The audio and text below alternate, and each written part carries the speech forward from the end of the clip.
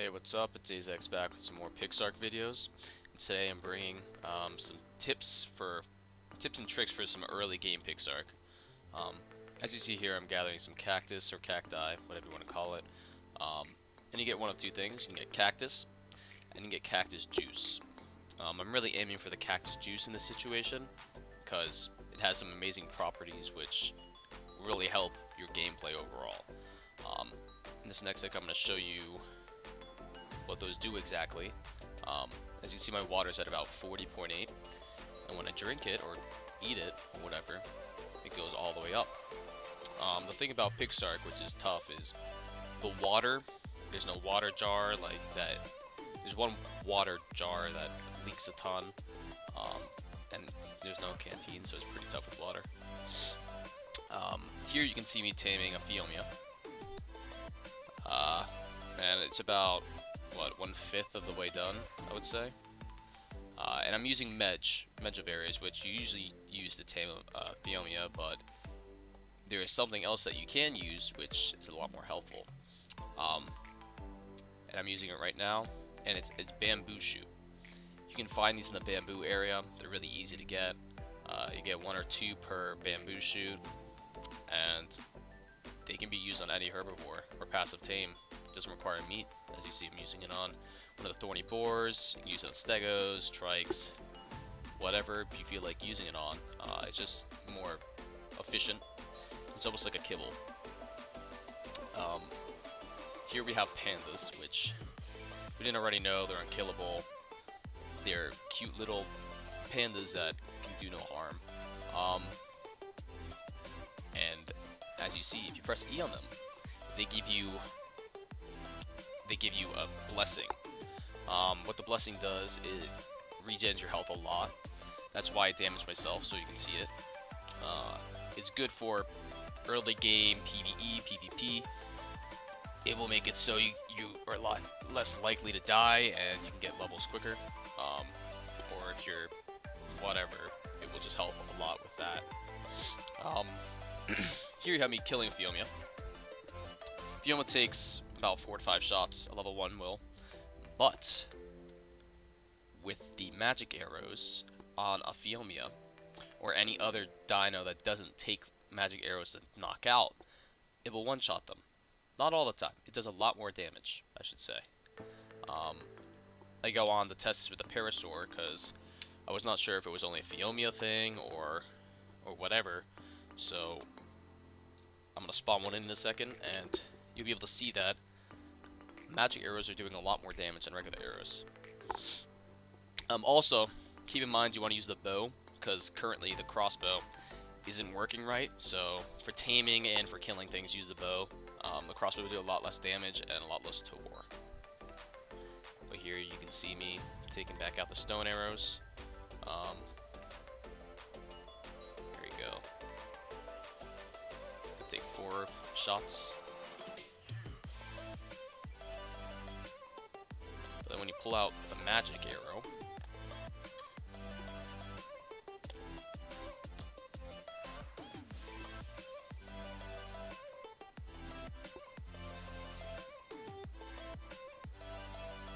and there we go.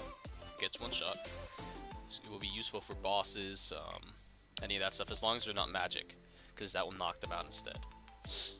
This next clip, a lot of people don't use this at the beginning, and it irritates me a little bit. It's the potions.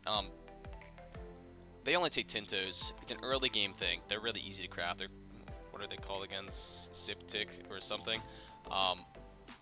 But they're really easy to craft. It's like 8 Tintos. They heal you up like the blessing, but it lasts for 10 seconds. For PvP, carrying it around, it's always useful. You can also create the stamina version of it.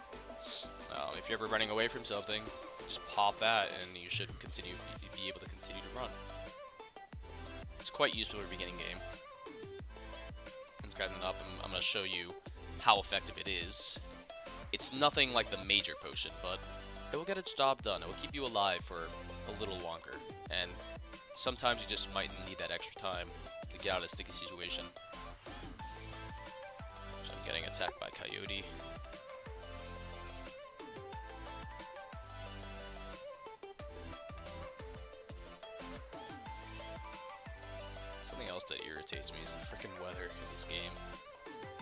It's always snowing or raining or there's wind. That has to be fixed. But anyway, freeze time just to kill it. And I'm about half health, as you can see. I'm about to pop it. And my health's going up pretty quick. I mean, it's definitely noticeable. It's got me up like, what is it, 30, 40 health? Around 40 health, 35 health. That's not bad. It's definitely not bad. This next weapon, it's not very useful in a lot of ways. It works like a wooden club. It's the next tier of a wooden club. I mean, a wooden rod, I should say. But you can't knock out some of the bigger dinos, like Doids, Terras, not even Terras. You can knock out Parasaurs, Dilos, Dodos, Patchies, that type of stuff. But there is a thing that it's useful for, which I will show you in a second. Once we go through and showing you dinos that it can't knock out, even though they're pretty small. You can knock this out. There we go. I mean, it's easy to knock them out. It's pretty good for that, but here's a frog. Can't knock that out. You can see it's just bouncing off. It's ineffective. It won't even do damage to them. It won't even aggro passive dinos or anything. Terrorbird, it's not getting hurt at all. There is something it's useful for, which is one of the reasons why I put it in the tips and tricks.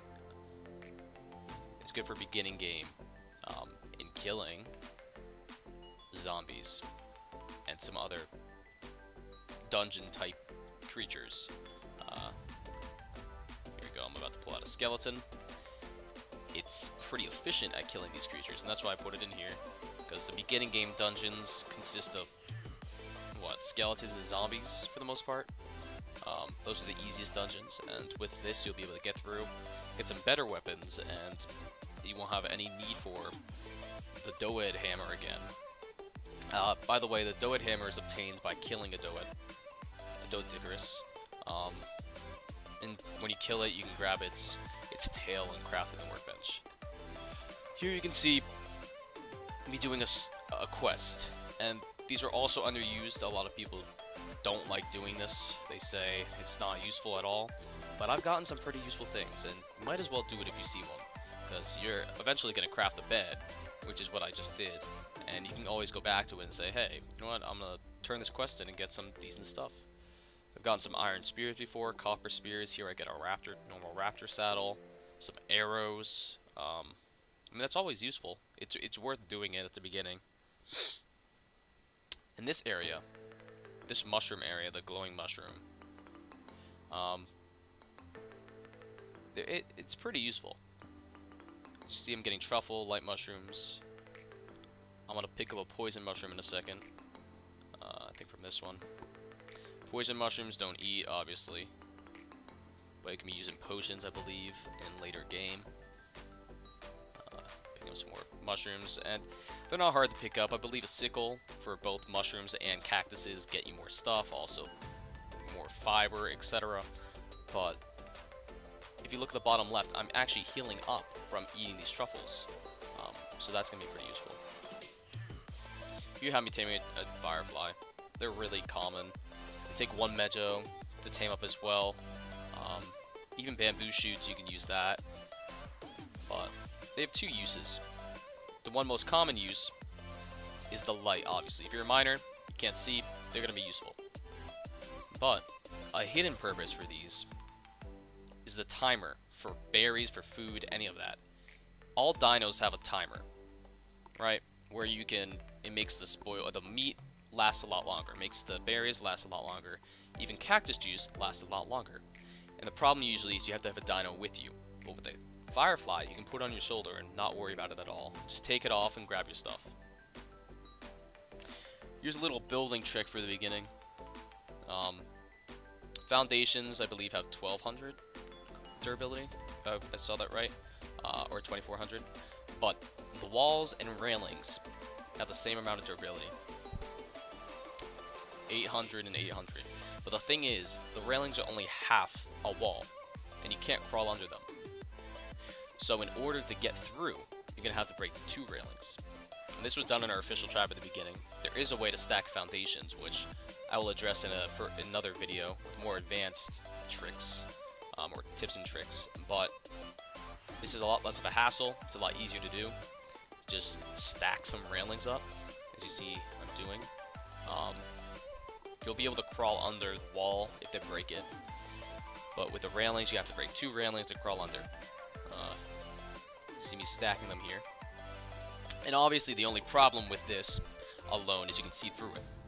You'll be able to see the generator, all that, or whatever stuff you have inside. So to prevent this, I put another layer behind it, and I stack it up with walls. So you can't see through, and you also have another layer to go through to break into someone's base. And it will just prevent noobs from coming in with very minimal raiding materials and just get into your base. You want to prevent that as much as possible, and this will do it. Another trick, this one's not used at all, something that I've picked up. It's good for PvP and PvE, and Dilos, they can be pretty good with this.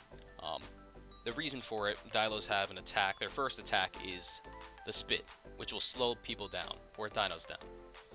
How this can be useful, well, how Dilos can be useful, they're good for 3 ways.